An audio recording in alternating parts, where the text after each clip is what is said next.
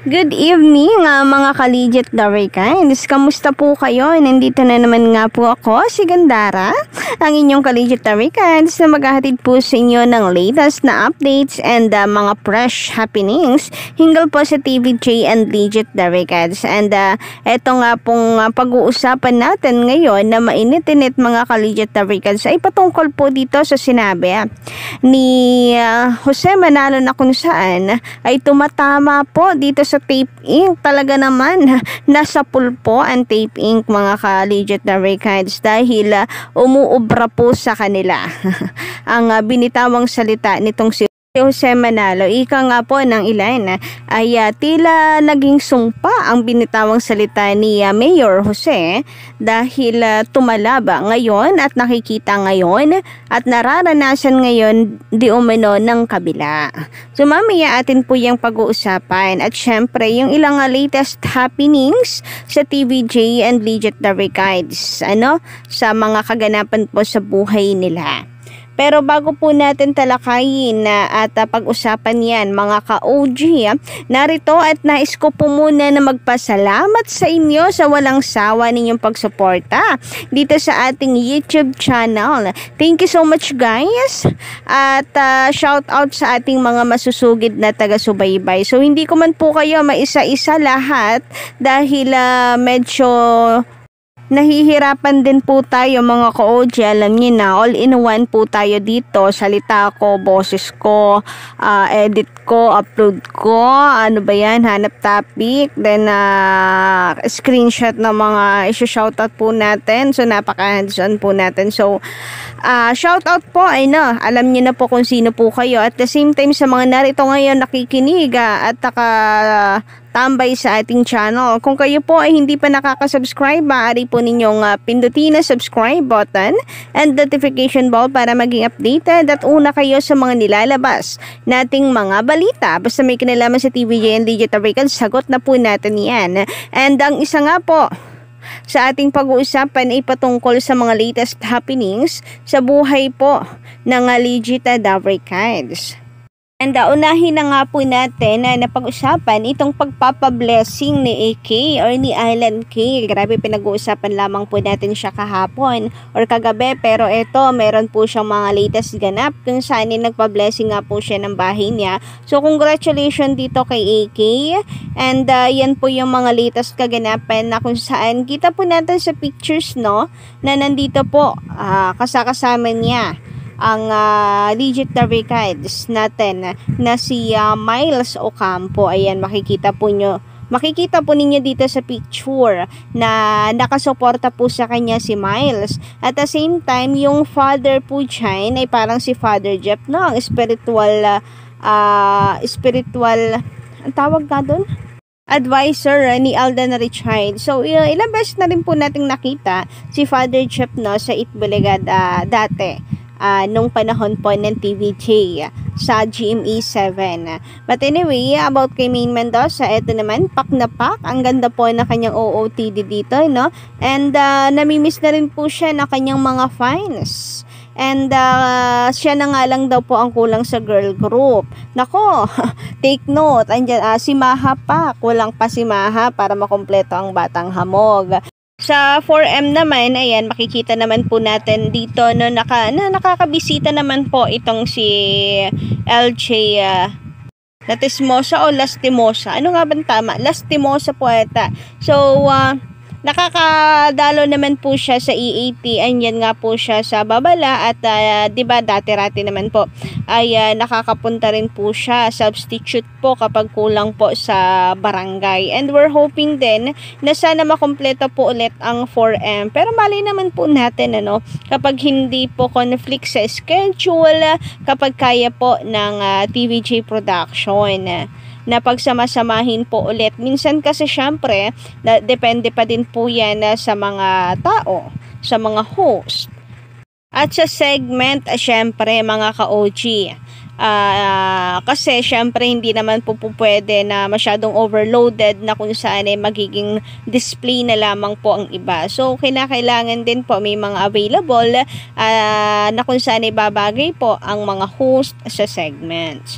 But anyway, speaking of segment, ito nga pinag-uusapan po sa social media ang tungkol sa babagay na segment for Atasha Mulak. Kasi tapos na nga raw po ang Sing-It. So ano raw po kaya ang ibabalik? Ano raw po kaya ang ipapalit na segment sa Sing-It? Yan po ang dapat nating pakaabangan kung ano naman po ang niluluto ng TVJ production ng Legit Lovercats para po sa ating lahat. Samantala, dahil nga sa napagkukumpara po sa Atasha at saka si Cassie, so narito po na ang sabi ni Mendoza Jovi. Shoutout sa inyo, madam, and maganda ring gabi. Sabi niya, hindi naman sikat ang twins ng fake EB. At kahit may twins sila, hindi pa din number 1 ang fake EB. Ang hanap ng TVJ at Jennifer ay good host at hindi nila need ng gimmick o gayahin ang fake EB. Totoo po yan. 100% agree tayo sa sinabi niyo, Miss Mendoza Jovi. Good host ang kailangan. Yung mga gimmick, kayang gumawa ng sarili po ng TVJ production. Nila Jennifer, kayang-kaya nila gumawa ng unique segment. Hindi nila kailangan mangopya sa kabila. Take note, ang ginagawa po ng Itbulaga ng tape, kagaya ng Pinoy Henyo, Sugod Bahay, lahat pong yan ay mula po sa utak ni Jennifer. Anyway, sabi pa dito, bihirang kumuha ng new host ang TVJ. Kaya big surprise na kinuha si Zombie at Atasha. Sana mag-guest host si Maha. Yan ang nga sinasabi po natin. Sana po makabalik po si Maha Salvador. Anyway, about nga po dito no, na hindi naman daw nga po sikat ang twins ng Itbulaga. Kahit po sa mga teleserye, actually itong si Mavi binubuhat lang po ni Kailin, and si Kailin naman lumulubog. To be honest, lumulubog po siya kasi si Kailin kaya po niya mag-solo. Alam niyo yon, bida kontra bida, magaling itong si Kailin Alcantara. Kaya niya mag-solo, pero natali siya sa love team with Mavi, parang bigla po siyang lumubog. Nagigets niyo po ba yung point ko? Lumulubog po siya. Grabe na yung sikat noon ni Kailin Alcantara. Kasi talagang talented at magaling umarte. And then si Cassie Legaspi ay wala rin naman po siyang teleserye, di po ba? So ang dalawang ito, ang kambal na to, they can't stand on their own. But anyway, sabi nga po dito, hindi daw po sikat. At sabi naman ni Mayfloor ay kawawa naman ang mga anak ni Carmina, di pa sikat, palubog na. So ayun, hindi pa raw po sikat, palubog na. Naalala niyo po ba yung sinabi ni Jose Manalo dati? Di po ba ang sabi ni Jose, hindi pa man kami sikat pero palubog na kami. Naalala niyo po ba yun ng mga ka-OG? Nako, malamang talaga nga mga legendary ang mga nakakaalala po niyan. Ito po ay nasa TV5 na sila noon.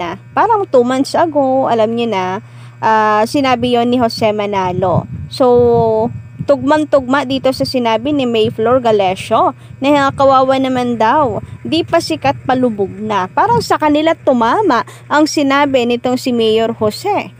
Parang sumpa no, na parang sumpa na sa kanila tumama. Kaya ito yung nararanasan nila ngayon. Hindi pa man daw po sikat, palubog na. Narito nga yung video para maging para ma-refresh sa atin pong isipan, mga ka-OG. Parang palubog na kami, bossing. Hindi pa kami sumisikat, palubog na kami. Hindi pa kami sumisikat, palubog na kami.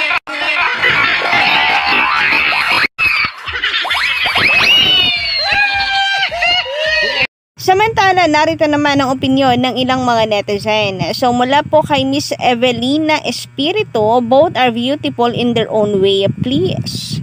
Sabi naman ni Arnel Caliado, shoutout po sa inyo and magandarang gabi. Even before Atasha became part of EAT, pinakakain na ng alikabok ang mga kalabang noontime show. Solid TVJ, EAT. Ganon din sabi ni Rich Bancoro. Shoutout po sa inyo, maganda ring gabi. Dapat papayat si Cassie at si Atasha pang-asap. Well, anyway, okay lang naman na yung figure ni Cassie kung akong tatanungin. Katawan naman po niya yan, so bahala po siya sa buhay niya.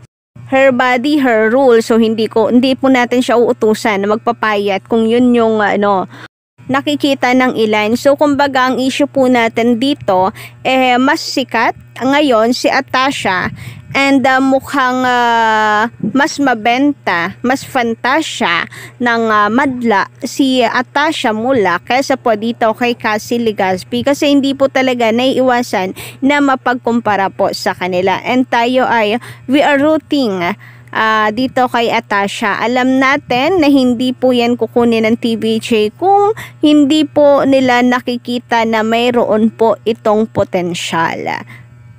Anyway, shout out din naman po dito kina Samsung. Sabi nila rito, TVJ solid, at kay Sir Roy Mishano Mogol. Ayan, maganda rin gabi. Mas prinsesa si Atasha kesa kay Cassie. And grabe ang pagka-OA. Hindi bagay unless kay Atasha na simple lang kahit na may pagka-makulit.